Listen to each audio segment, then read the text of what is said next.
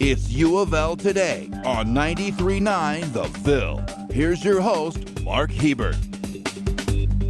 Welcome to U of L Today with Mark Hebert. We're so glad you're joining us for another show where we're going to tell you about some good stuff going on at the University of Louisville. I assume most of you listen to this program and you're now in full basketball season mode, or will be after the football team's bowl game. But let's talk about some other stuff, okay, like the awesome faculty and staff at the university. So on today's show, U of L has a huge archive of historic documents, photos, and collections that are available to anyone who walks into the Ekstrom Library.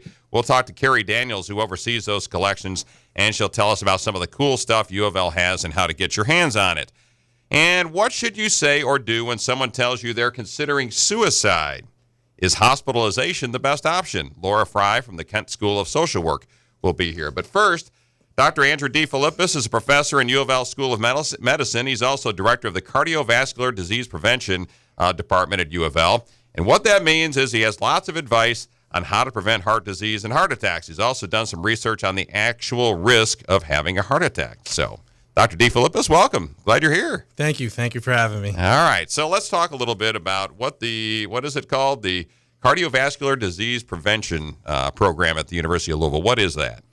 So this is a office that we see people who are concerned about developing heart disease and want to take steps to be evaluated to see what their risk is for heart disease and take steps to prevent heart disease.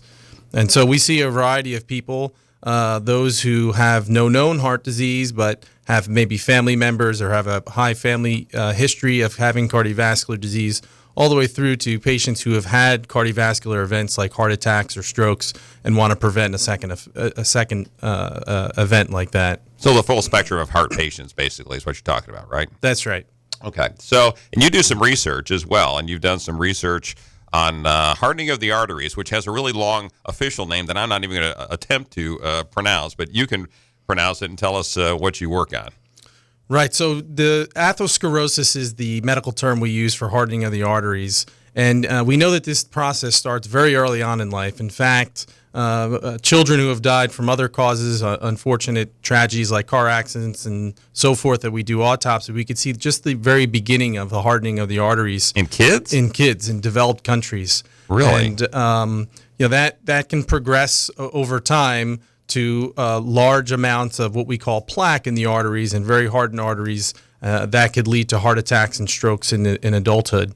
We also know of several factors that contribute to hardening of the arteries, from the diet and things that we eat, to how much activity we have, to smoking and other lifestyle measures, to other medical diagnoses like having diabetes or hypertension. High blood pressure would contribute to developing hardening of the arteries. And, I guess I was really surprised that you said it develops in children, because you wouldn't think that kids that are really young have a chance to, not have the correct diet or have such a bad diet or have high cholesterol, those kinds of things that would contribute to that. But when you talk about children, developing in children, what causes that? How could they get that early? Is it something that could be hereditary? Yes, so certainly your genetic background contributes to how predisposed you are to developing atherosclerosis, the hardening of the arteries. But we know that the way that we live and with the Industrial Revolution and going from a hunter and gathering society to one that is more sedentary, where foods are provided, more easily and more readily available. And unfortunately, over the last several decades, we've seen a tremendous increase in childhood obesity. And in a large part, that has to do with the way that our diet has changed over time. Now that includes a lot of processed foods, very calorie-dense foods, and the amount of activity that our children are getting as opposed to prior generations. And now we see a tremendous increase in childhood inactivity and childhood obesity. I think it's also worth mentioning that the environment outside of diet and exercise plays a role as well. At the University of Louisville, and one of my mentors, Aruni Bhatnagar, is an environmental cardiologist and has shown very clearly with his group that pollution in the air contributes to developing atherosclerosis, the hardening of the arteries. And so even the environment and what we do and the air pollution There's a big debate, of course, over global warming, but this has a big impact on things like the atherosclerosis and hardening artery and asthma and other illnesses in children and adults alike. We're talking to Dr. Andrew DeFilippis from the University of Louisville School of Medicine about heart disease, hardening of the arteries, and some of the research he's done.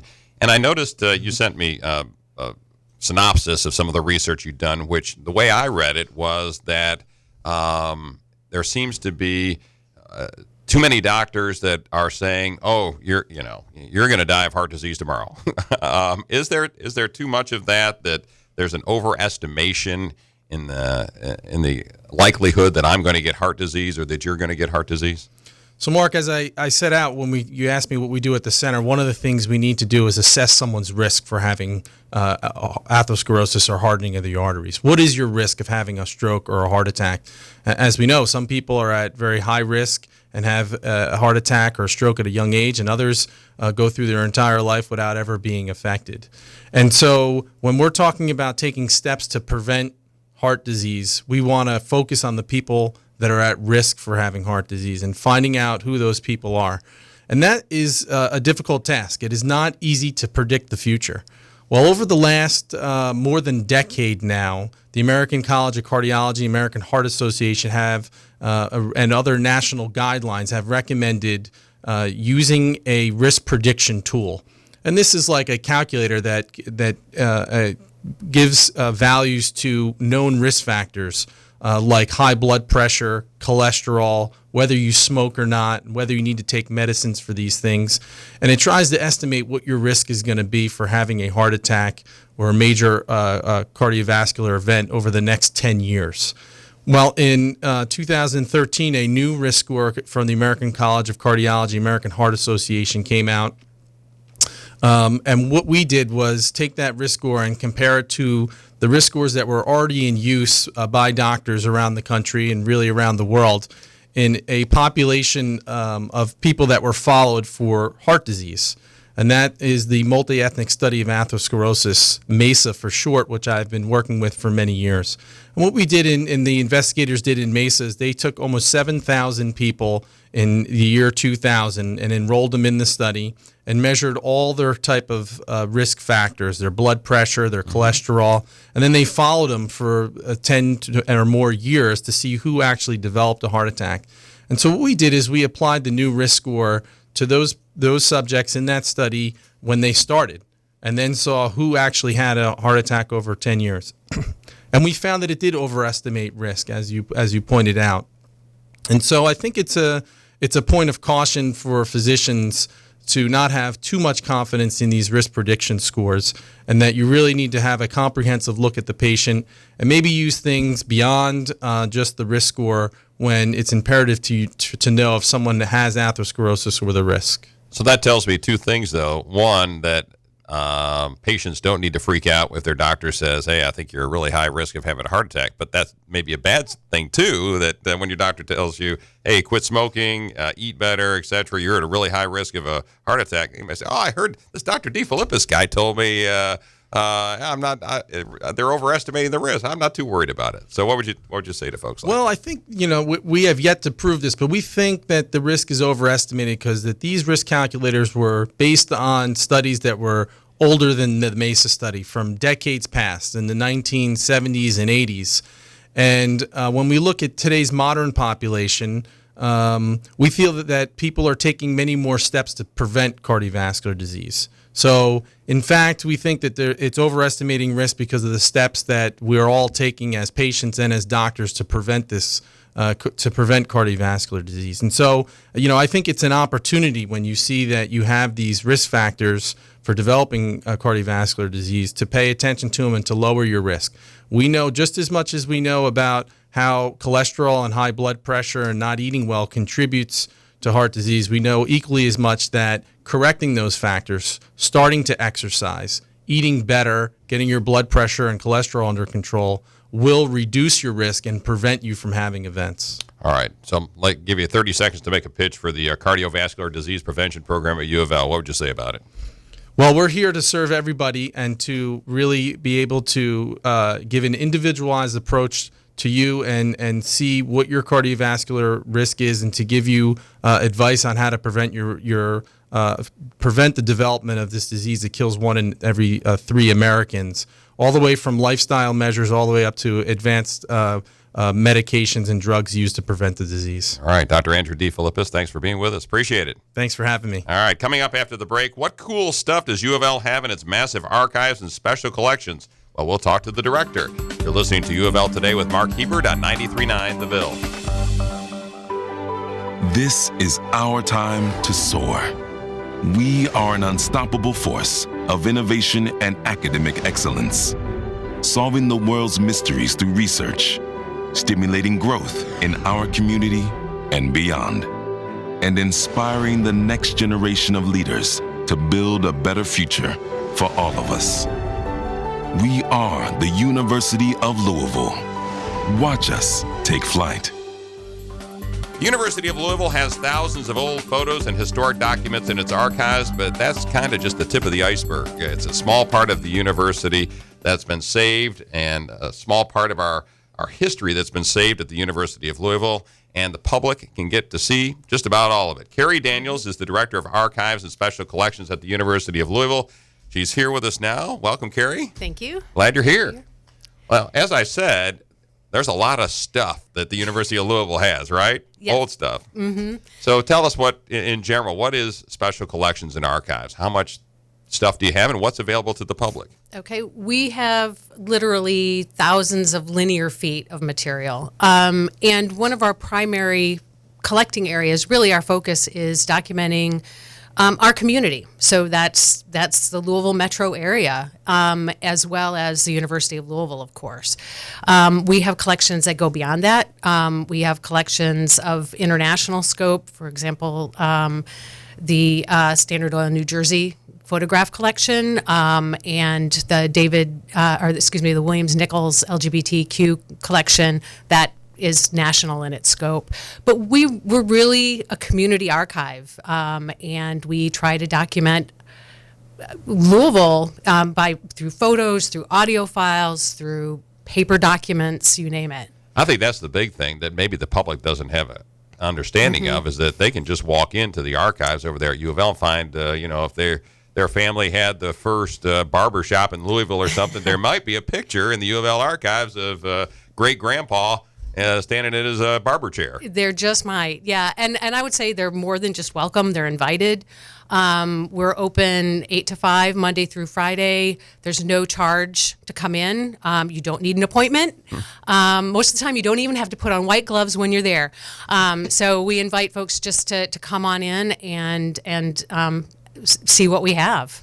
So. And when I was a reporter, I used to come to you all the time and ask for photos, old photos of stuff when I was doing stories. Can people just walk in off the street and just say, hey, I'm looking for a photo of blank, and you will help them find it? Yep. What we generally do is we have a short registration process, painless, and then we have really almost a wall of what we call our subject files of photos.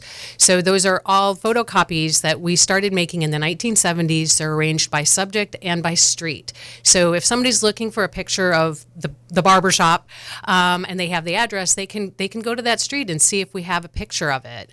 And it's kind of cool. We have folks that come in just to look at those photocopies, to look at those photos, and they'll look at, they'll pull maybe the department store file, and they'll flip through those photocopies, and it'll trigger memories. They'll be like, oh yeah, Stewart's, remember that time that we, and it's actually really a privilege to be working there when that kind of thing happens, to see the material that we have shepherded and that we're providing access to, create that kind of memory for people. It's wonderful to be present when that happens. We're talking with Carrie Daniels, who's the Director of Archives and Special Collections at the University of Louisville.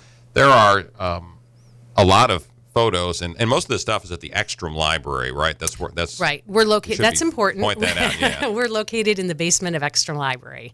That's where folks come to work with us. But isn't a lot of it online as well? Can't I search photos and other documents online as well?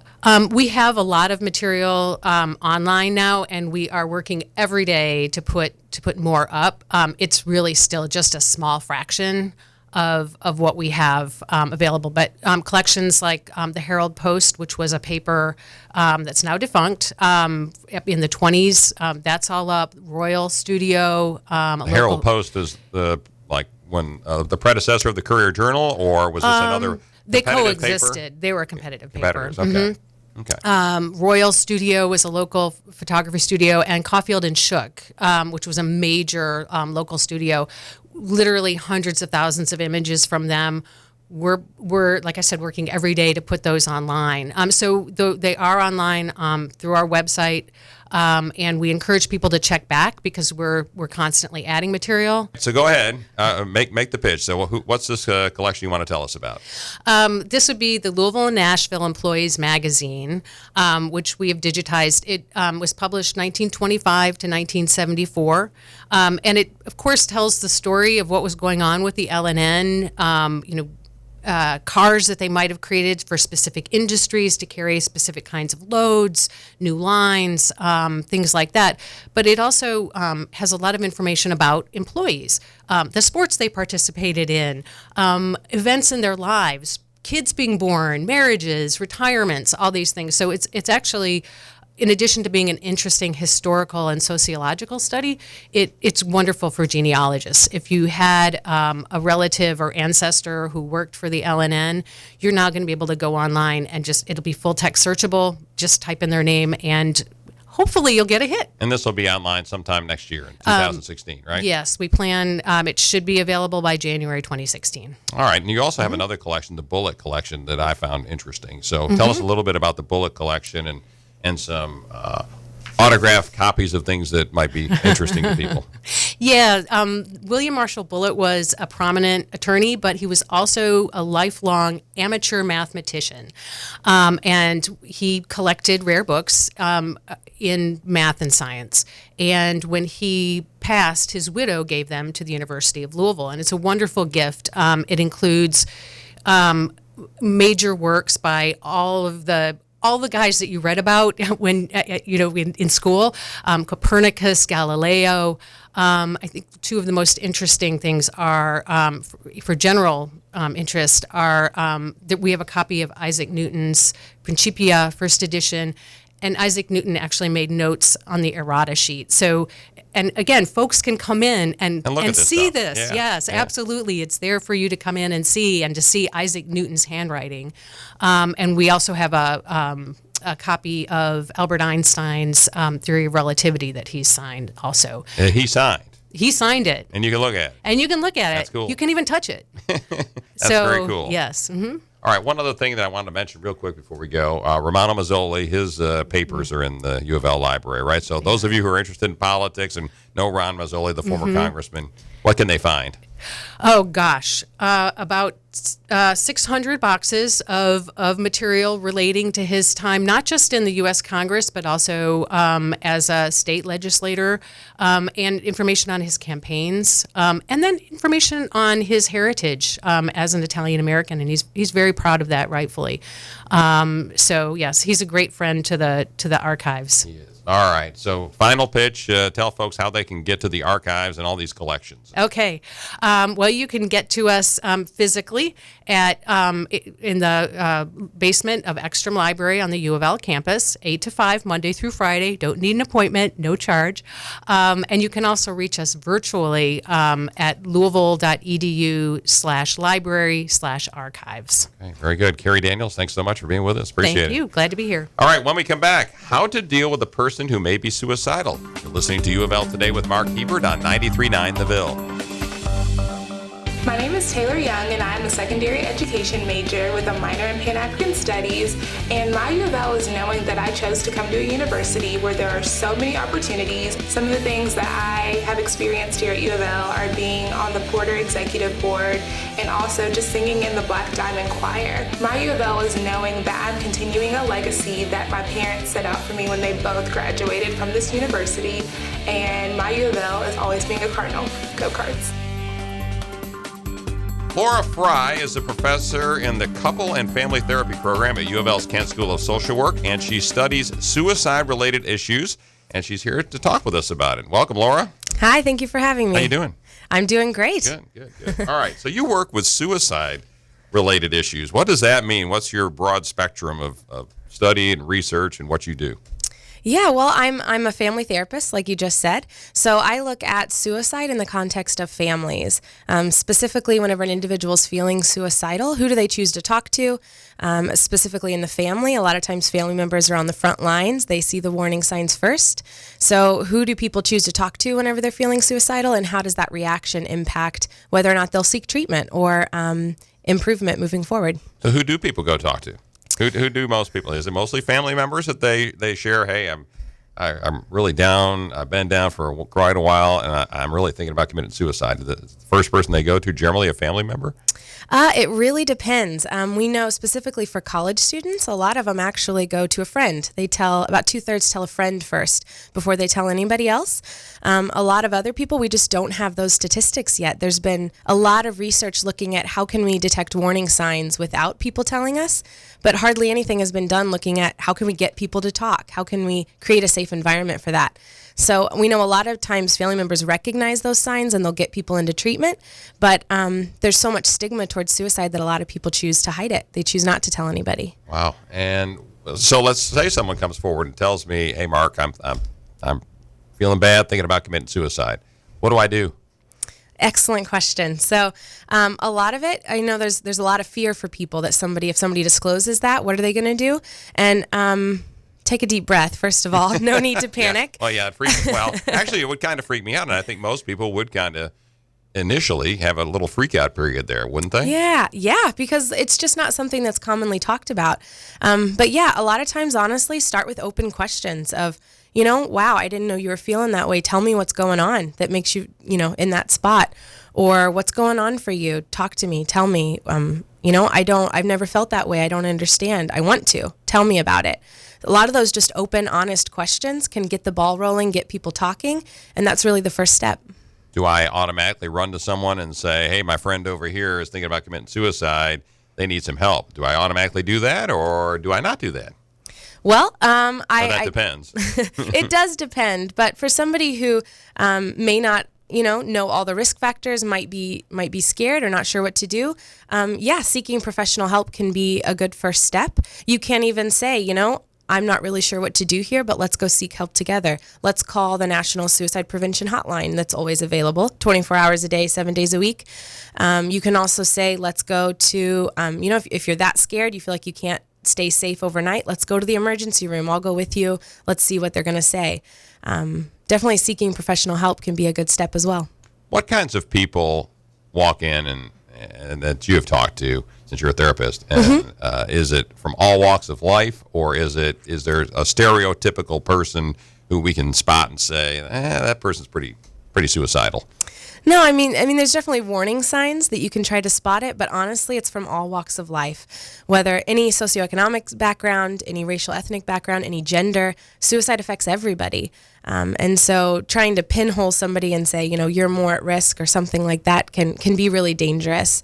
Anybody can experience that feeling of they don't belong, they're a burden, and starting to feel suicidal and starting to think about, no longer fearing that other side of death. You mentioned college students earlier. Is that a higher risk at that age? We often hear about teenagers who commit suicide just out of the blue. Parents had no idea. Is it the same with college students, and is it on the rise or is it on the decline? It has been on the rise recently. We're seeing that. We know that suicide's the second leading cause of death for ages 15 to 24. That includes those in high school, adolescents, but also young adults and college students. So that's one that we definitely need to be on our guard looking for. And we know that there's been a rise of just mental health related issues in general among college students. They're overworked, they're really stressed, they're not sure who to go to. So that's something that we need to be looking for. And is hospitalization the main outlet, I guess, for folks who are suicidal, or are there a bunch of intermediary steps, or is it automatic that we should send them to get some psychiatric help right now? Yeah, I'm glad you asked that question because a lot of people do think that hospitalization is the only answer. And that's also why people will choose not to tell. They're afraid they'll lose all their independence. They'll no longer, they'll be locked away somewhere, not have contact with their loved ones. And that's not the case. There's lots of steps to go to before that. We often, even the American Psychological Association recommends that, the most invasive treatment should be done last. We need to do less restrictive means first. So that's counseling, that's trying medication. Hospitalization is really a last resort whenever somebody absolutely is not safe and there's nobody to help keep them safe in that moment. And it's really a short-term intervention. Well, this is kind of a bummer of a topic in the middle of the holiday season, but I suppose the holiday season is maybe the right time to talk about it because don't more people who are depressed, maybe don't have family members around anymore, isn't there a heightened awareness and perhaps an uptick in suicides over the holidays? I'm just guessing. I don't know. Well, we do know the holidays is a hard time for people, especially whenever maybe they're not in contact with loved ones or maybe they don't have loved ones nearby to spend the time with. We also know that the holidays is a really hard time for loss survivors, individuals who have lost somebody to suicide and are bereaved. Holidays is a really hard time for them as well. So it is a time that we need to definitely keep our eyes and ears open and be there for those people in need. We're talking with Laura Fry from the Kent School of Social Work at the University of Louisville. We're talking about suicide prevention and who folks should go to and how to deal with a person that may be suicidal. So what should we do over the holidays? Should we be on the lookout for our neighbors or an elderly person that we know? And what should we look for? I have no idea how to tell if a person might be so depressed that they're suicidal. Yeah, well, we know some of the warning signs, definitely being withdrawn, separating from definitely social groups, family activities, as well as those things that they typically enjoy. Whenever people start giving up hobbies, sports, different things that they really enjoy doing that they're no longer interested in, we know that that's a warning sign. Definitely anytime people are giving things away, seems like they're having conversations where they're saying goodbye, giving hints like that, that's something to look for.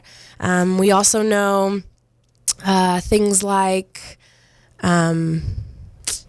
Well, I know there's tons of warning signs, and they just slipped my mind. Well, let me ask you a question. Should I be blunt with a friend or a neighbor or someone or family member or someone I know and just say, hey, are you that depressed? Are you really that bad off? Should I be to try and get them to open up? Or, because that's a troublesome conversation to have. It is, yeah. And I definitely encourage being completely honest, but you want to do it in a kind, compassionate way. So even saying, you said some things that made me a little bit worried. Should I be worried? What you just said made me think maybe you're feeling suicidal. Is that the case? Definitely don't be afraid to ask those questions. We know in studies that I've done looking at suicide-related disclosure, whenever I ask people, why didn't you disclose? Sometimes people will just say they didn't ask. Whenever people aren't asking, they assume people don't care, people aren't noticing, and that's not always the case. Sometimes people are scared to ask. So don't be shy. Don't be shy, yeah. Don't be afraid to ask. Yeah, if people aren't feeling suicidal, they often will say that outright of, no, that's not what I was saying. And that can even be more of a conversation going forward. How do folks who are about to commit suicide rationalize that? Well, it's really about... being in that dark place. It's about being in a place of despair. That's what a lot of times it's hard for people to understand. They stigmatize it, saying things like it's selfish. And that's really because they've just never been in a spot where suicide seemed like the best option for them. But that's what suicidal people are thinking. They're thinking it's the only option left on the table. They've felt so bad for so long and it feels so hopeless, like there's no other options available. And they think that's the only way out, and that death is better than feeling how they are right then. All right. So keep your eye on your neighbors and your family members. Definitely, yeah. All right. Laura Fry from the Kent School of Social Work, thanks for being here. We'll sit there for a minute as we wrap up the show today. Let's leave you with a little tidbit of information. All right. We talked a little earlier with Carrie Daniels about UofL's archives and special collections. Well, did you know that UofL actually has 6 libraries? They are the Ekstrom Library, which is the main library in the Belknap campus, the Kornheiser at the Health Sciences campus, archives and special collections, art, law, and music. They provide access to more than 70,000 journal titles and more than 2 million volumes. So that's your Did You Know from the University of Louisville today. You can find the podcast of this UofL program on SoundCloud.com. Thanks again to Metro TV and all of you watching for agreeing to air U of L Today with Mark Hebert programs, including this one. Have a great week and go Cards.